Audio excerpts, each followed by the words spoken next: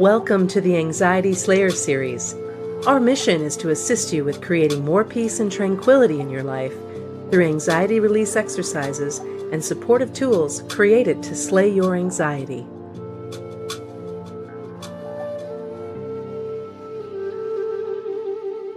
Today's Anxiety Slayer podcast is brought to you by the Anxiety Slayer Academy.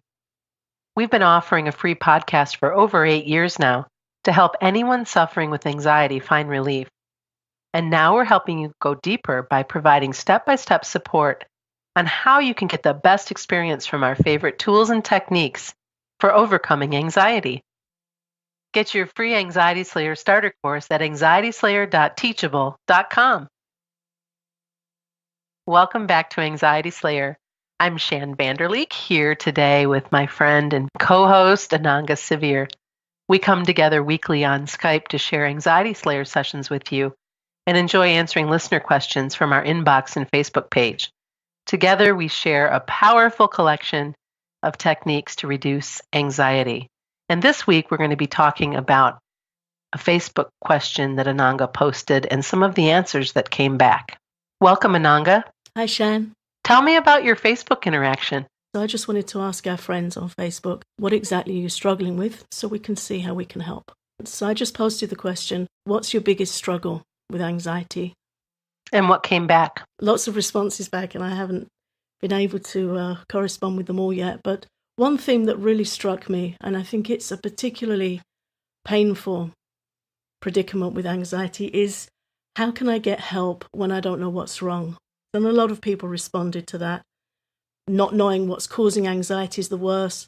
How can I fix myself if I can't find where I'm broken? So that was the first one I really wanted to address because that's an incredibly painful situation to be in with anxiety.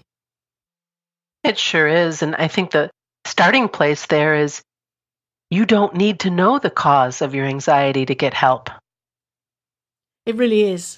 And there's so many things that happen in our bodies that we don't know the cause of, that we don't understand. We don't necessarily know when we get a common cold, where did it come from? But we know what to do.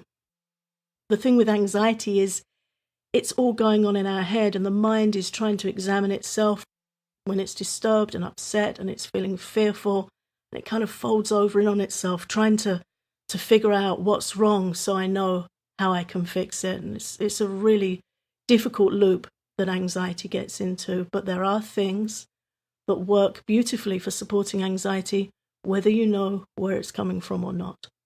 And I think that we often tend to think we have to figure it all out for ourselves.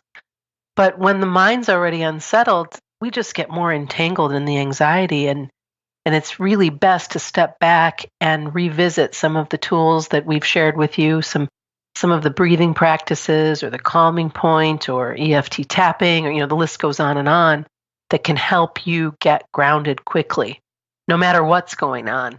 And then from there, you can do further work once you find yourself in a calmer place.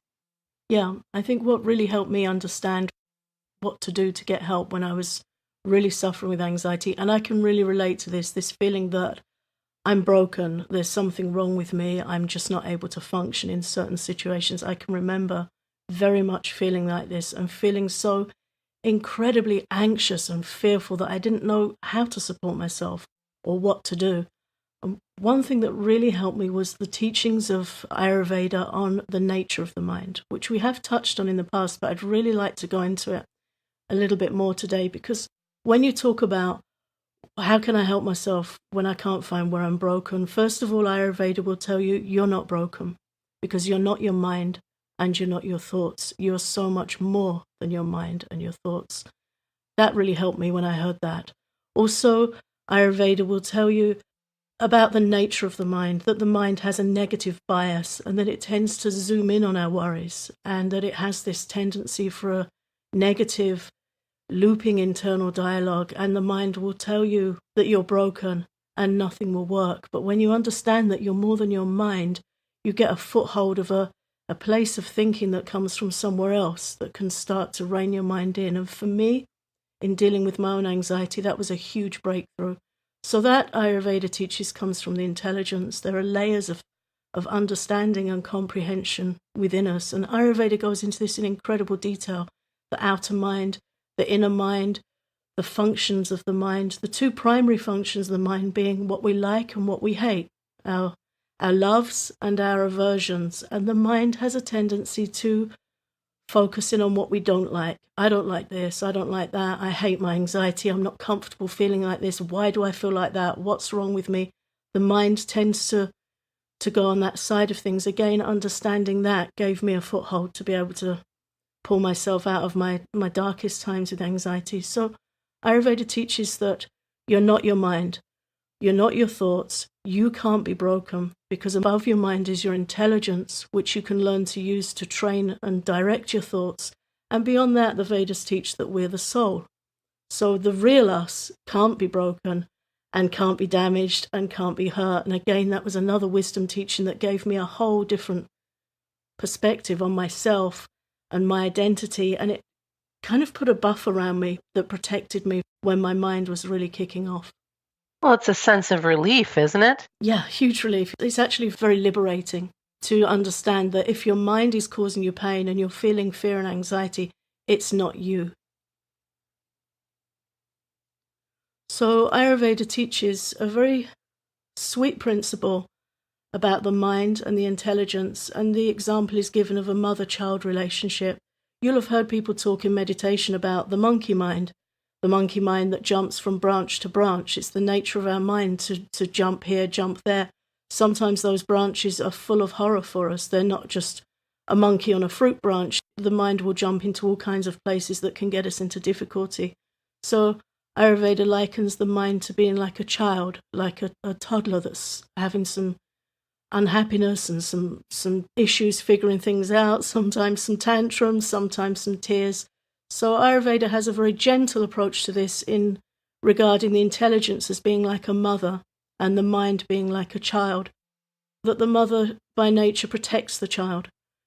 We can use our intelligence to protect our mind by making choices that don't expose our mind to too much loud noise, media. The sensitive, anxious mind can be very disturbed by those things. So using the intelligence to choose where we do and don't feel comfortable and protect ourselves. The intelligence can be used to guide the mind in making better choices. Have you eaten today? Do you need a warm drink? Just simple looking after yourself choices. And to exercise a loving observation, just to witness. Shan, you always say, how do I feel? What do I need? Right. Well, because when we do that, when we come from that place of loving observation, again, there's some relief to that. It's taking a look at, okay, where am I at? And oh my goodness, I haven't had any water today. Or somehow it got to be lunchtime and I never even had breakfast. Or maybe you took in some caffeine that you don't normally take in and you start to feel a bit, your heart starts to race or you feel uncomfortable. By observing what's going on, you can course correct. Yeah, and that's the key, using the intelligence to course correct. I really like that, course correct. And you see with a mum that's really tuned into a child, if the child's cranky, she'll say, oh, they went to a party and they had a little too much sugar, or they haven't had their nap, or, he just needs to cuddle up and read a story. They know why the child's out of sorts and what the child needs. So that's what we have to do. We have to self-observe and self-correct. And really that's the key therapeutic principle of Ayurveda, is self-inquiry. The trouble with anxiety is that the last thing we want to do is ask about ourselves. We're in so much turmoil and emotional pain internally that we tend to develop a self-aversion.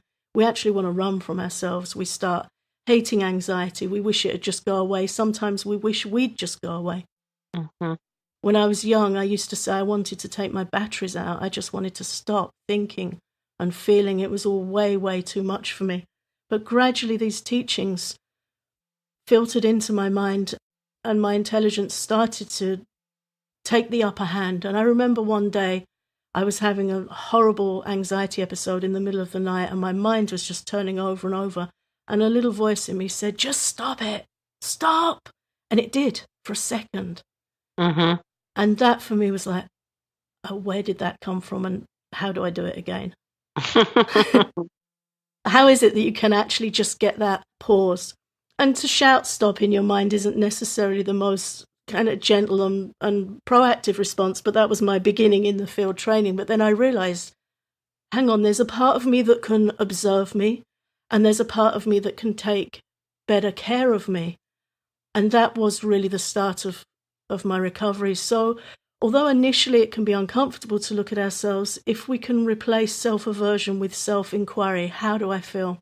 What do I need? Not to scrutinize the problem and where we're wrong, which is what your mind will want you to do, but to acknowledge our feelings and to practice being with ourselves with a kind observation and just soften the edges of anxiety and just give a little room for hope that we might not fully understand why we're going through what we're going through, but here is a 5,000-year-old teaching which describes it in such detail you wouldn't believe it. You would think that you were listening to a fortune teller when you listen to Ayurveda describe the mind.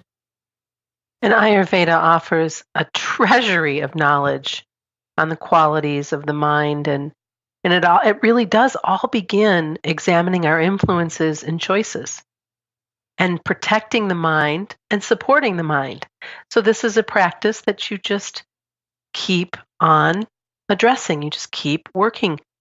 When things come up for me, if my mind gets really into a place of disease, I will do my very best to redirect.